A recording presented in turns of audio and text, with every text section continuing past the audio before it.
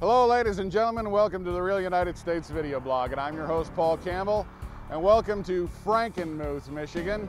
We're here basically in the center of the state of Michigan at this small town of Frankenmuth. Now Frankenmuth is a town that was founded predominantly by people from Germany when this nation was first being developed, and so it is thought of generally as a Bavarian town. It has a lot of Bavarian theming. Things that you might normally see in central or north central Germany perhaps. And so we're going to take you on a small tour through the city of Frankenmuth, and this is the beginning of a series that we'll be doing on the town of Frankenmuth and many of the interesting things here. So stick with us and we'll take you on through town. Now unfortunately it's about 27 degrees Fahrenheit, or about 3 below Celsius. So I'm not able to use the external camera mount on the vehicle for fear of the LCD on the camera freezing up. So we're gonna have to shoot through the windshield. We've had to do that more than once. And here we are coming into the northern edge of the city of Frankenmuth. Now Frankenmuth is a relatively small town. It's probably only around 3,000 to 4,000 people. Although I'll have to look that up when I get back to the office, and I'll try and post that on the screen and give you what the census numbers are. They do have a shopping center here on our left that, as you can see through the trees, is done with a Bavarian style. So even the modern buildings, they have tried to do some accommodation to the old school Bavarian styling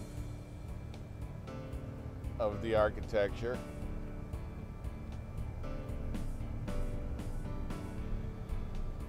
Aside from the architecture, this is a relatively typical small town in central or northern Michigan. Again, we have very gray skies, so I'm going to have to do some color correction on this when I get it back in the office.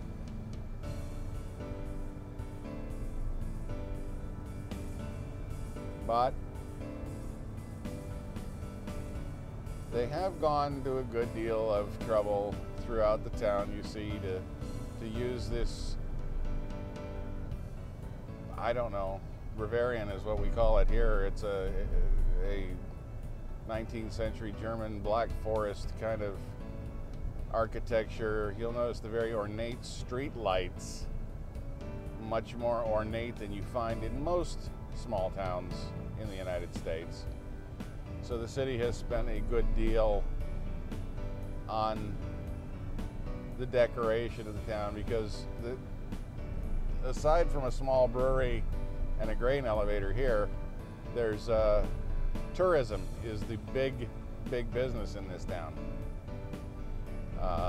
Frankenmuth actually has a lot of restaurants. This is the brewery here, and I think we missed that, but there are 2 restaurants that we're coming up to here shortly on either side of the street that date back to the late 19th or very early part of the 20th century, that serve family style or all-you-can-eat dinners, and claim to be world-renowned for their chicken dinners.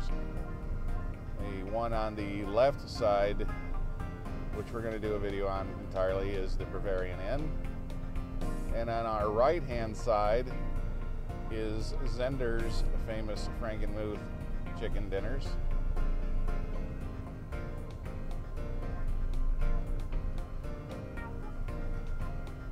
Still off to the right is the mill. This is a grain mill, and this actually is a grain mill. It's been there since the late 19th century, I believe, which has of course been restored and now serves as a store. They sell baked goods. They used to grind some grain in there. I don't know if they still do. We'll try and catch that either later on today or in a future episode. But it at the time used a water wheel, which was powered by the river that we're about to cross right here.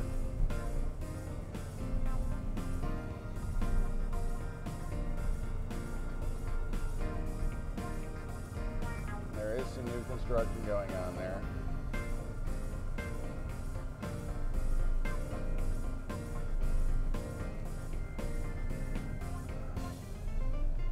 There's a clock company we just passed.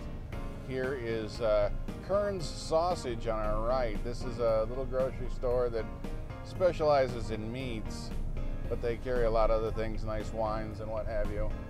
That's a store we particularly like to visit when we get a chance to come here. People decorated for the Easter holiday, which is coming up. St. Patty's Day has just passed yesterday, and people getting ready for the Easter holiday. Now, one of the things about Frankenmuth is that it's most well known for is Bronner's Christmas house. Bronner's Christmas Wonderland, which was originally in 3 buildings downtown. I think it started in 1 and then grew to 2 and 3, and became so popular and had so much merchandise that it grew into this gigantic building that you see here off to our left.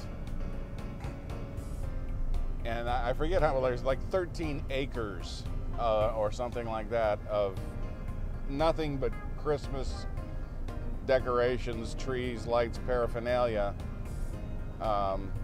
under one roof. And that is it. We're now on the south end of town. Now, I'm going to swing around here.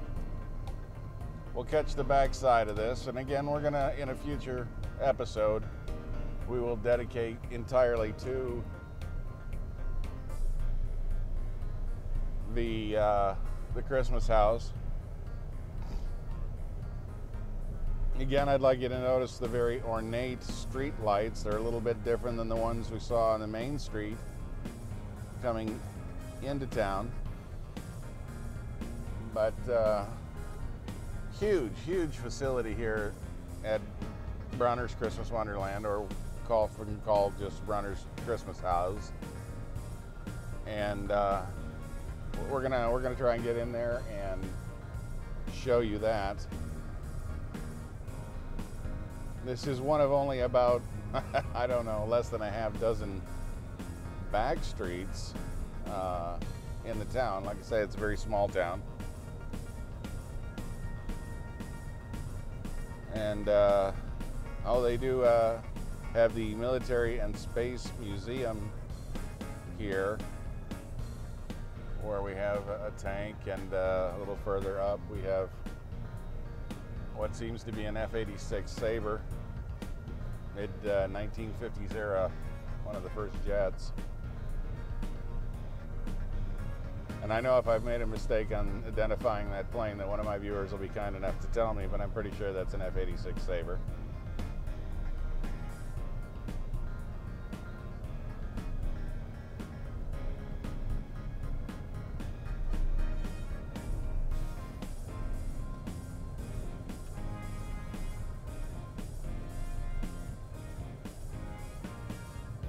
You can still see we have a small amount of snow left on the ground, but that it is largely melted off. We're coming into spring slowly here.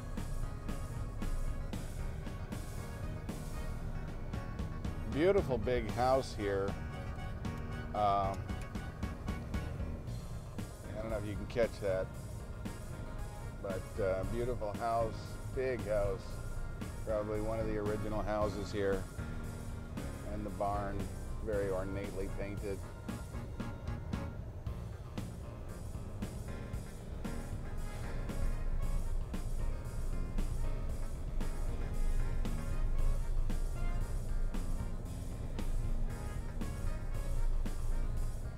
basically this is the back side of the business district that we came in through earlier.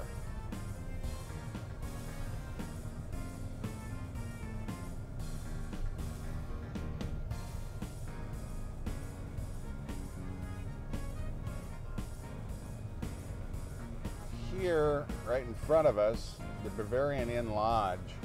Now this is not a terribly old building. This is a relatively modern building, built probably within the last 20 years or 25 years. Is a hotel. This is a very large hotel. And Bev and I actually have stayed here once. It was her birthday. And so, but you can see the styling of the buildings, made to look very much like what you would have seen in 19th century Bavaria.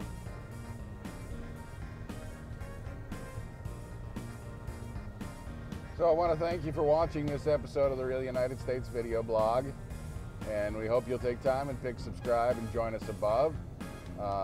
Please share this with your friends. You can always find us on Facebook, Google, G+, on MoTube for updates directly to your mobile device. And as always, thank you for watching.